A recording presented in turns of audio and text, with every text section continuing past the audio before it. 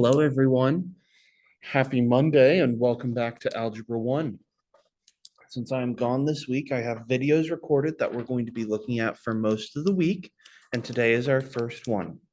All of last week, we talked about how we could find the vertex and maxes and mins of a quadratic function. Today, we are going to put that into use by solving real-world problems using quadratic equations. The way each day is going to work, we're going to work 2 examples together, and then you're going to have the rest of class to work an additional 2 on your own. These are worth performance points. There are no practice grades this week. If you follow along and work with me on these examples, you'll at least get a 50% performance grade. If you try the other ones, you'll get even more. Let's go ahead and let's dive into our first example. We are going to start by looking at problem number 1.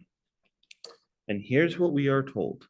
The number of bacteria in thousands in a refrigerated food is given by the equation n of t equals 20t to the second minus 20t plus 120 for all t's between -2 and 14, and where T is the temperature of the food in Celsius.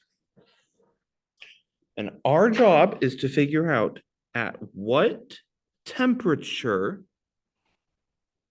will the number of bacteria be minimal. So, lots to go off of here, right?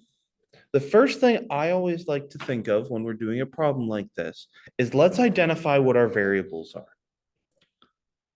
We know that our T is temperature. It tells us that in the problem. And we are also told that N of T is the number of bacteria. The number of bacteria in thousands. And we want to find the temperature where the number of bacteria is minimal. So putting that into words, at what temperature are there the least bacteria?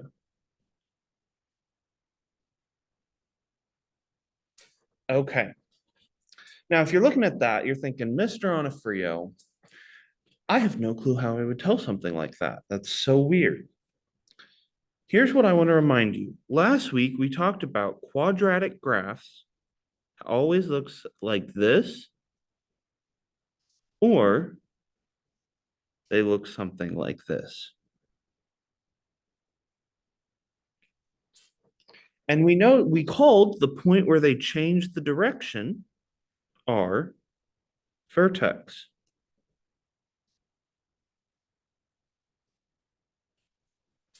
Lucky for us, we had a formula to find the vertex. There was a method we could use. Our vertex is equal to -b over 2a when we're given the equation ax squared plus bx plus c. So this all helps us because we can identify our strategy is to find our vertex using x equals -b over 2a.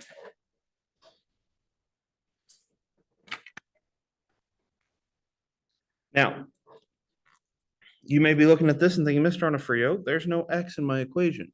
What am I going to do? Here's my tip.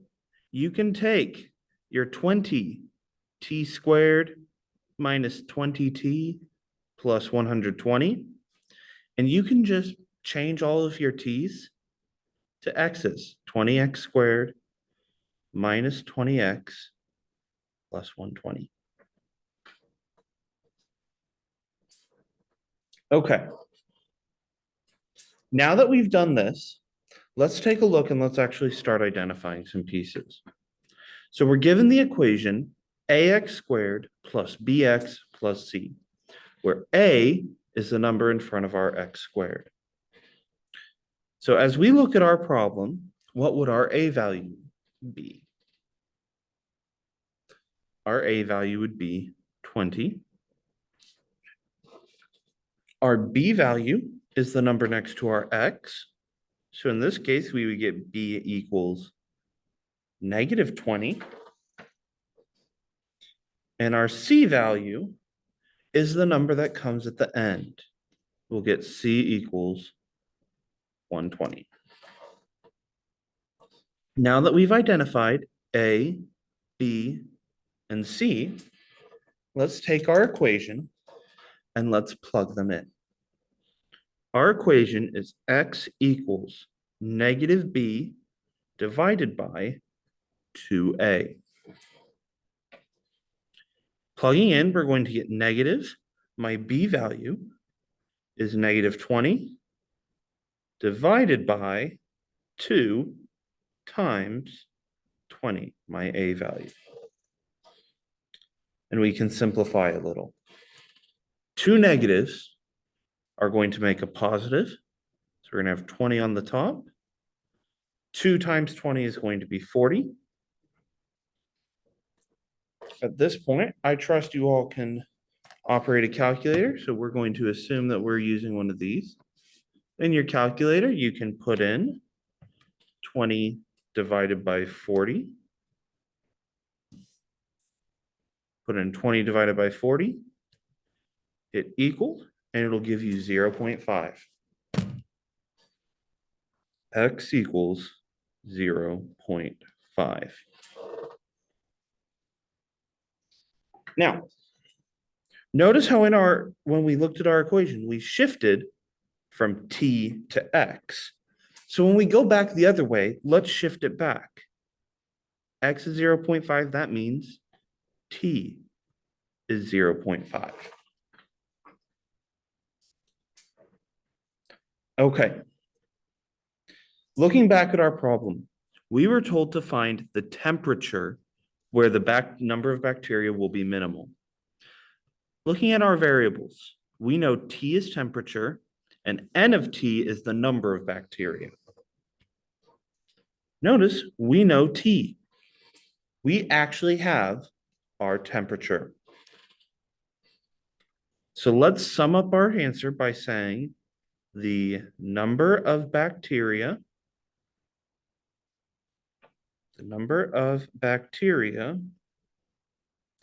is minimal when the temperature is 0.5 degrees, notice they tell us Celsius. There is your answer.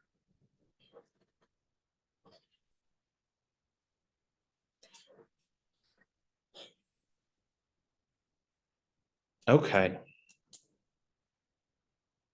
At this point, I want you to go ahead and take a second and you can pause the video and finish writing down what you need to before we move on to our next example. Awesome. Hopefully you all have what you need. Let's go ahead and let's look at our last example for today. We are going to be looking at the example on your paper labeled example 2. We are told the profit that the vendor makes per day by selling X chocolate-covered pretzels at a rock concert is given by the equation P of X equals negative 0.004x squared plus 2.4x minus 100. Find the number of pretzels that must be sold to maximize profit. Find the number of pretzels that must be sold to maximize profit. Okay. So before we get into it, let's identify what our variables measure here. Our X is going to measure pretzels. X chocolate covered pretzels. And P of X is our profit. How much money we're making when we sell those pretzels. And our goal is to find how many pretzels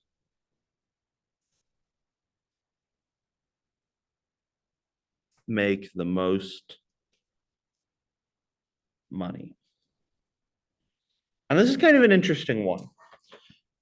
A lot of the time we would think if you can sell as many things as you can, if you sell as many things as possible, you're going to make the most money.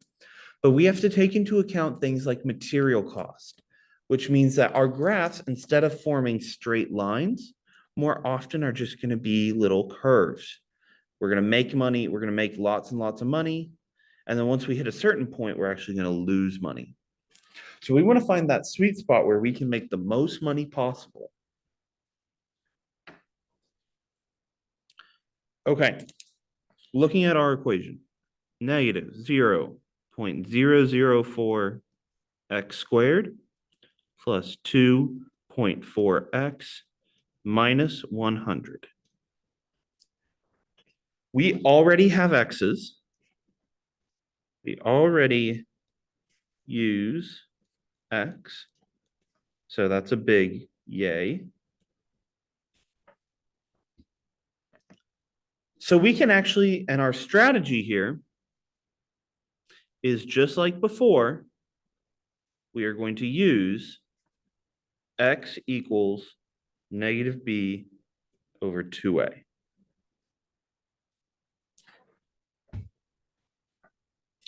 So let's start by identifying my a, my b, and my c values. Go ahead and take a second and write down your guesses. You can pause the video. All right. Let's come back together and let's take a look here. My A is negative 0.004.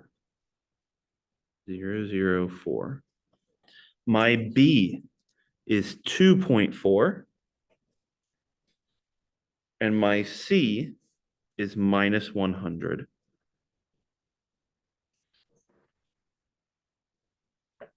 Now that we have these pieces, let's go to our equation and let's plug them in. X equals negative B over 2A. Going to be negative 2.4 over 2 times negative 0.004.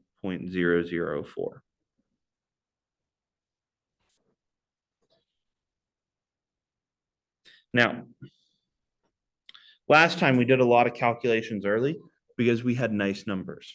Your numbers here aren't nice. We've got decimals, we've got some extra negatives. Don't love that. So let's go ahead and let's put our calculator to use strategically with this. So what we can do is let's type in the top of our equation, negative 2.4. Negative 2.4.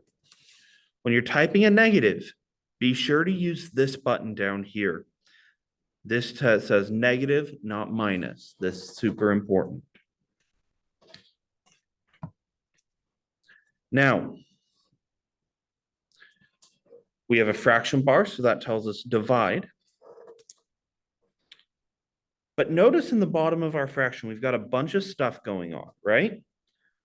So since we have stuff, what we're going to do is we're going to use parentheses when we type in. We're going to type it in as parentheses 2 times negative 0.004. Hopefully you have all of that typed in at this point. Hit equal. And mine spits out 300. Gives us a nice number, which I appreciate. So this tells us that my x value for this equation that gives us the x of our vertex is 300. Looking back, we are told to find the number of pretzels. X measures pretzels. We now know x. Since we know x, we know our answer. So we can say, let's write it in a sentence. The number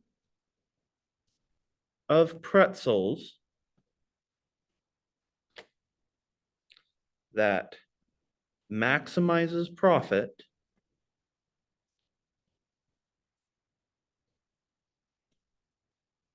is 300.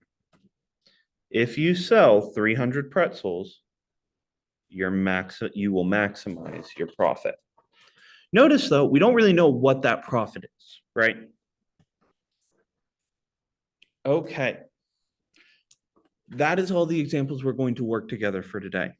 We have hopefully about 40 minutes left in class. For the last 40 minutes, I would like you to work on Dreambox or the two examples or the two problems that we have not solved. Please make sure your name is on your sheet, and then you can either submit a picture on Canvas or you can put it on my back desk. Sorry for the brain fart there. Have a wonderful day, and I'll be back and we'll talk more tomorrow.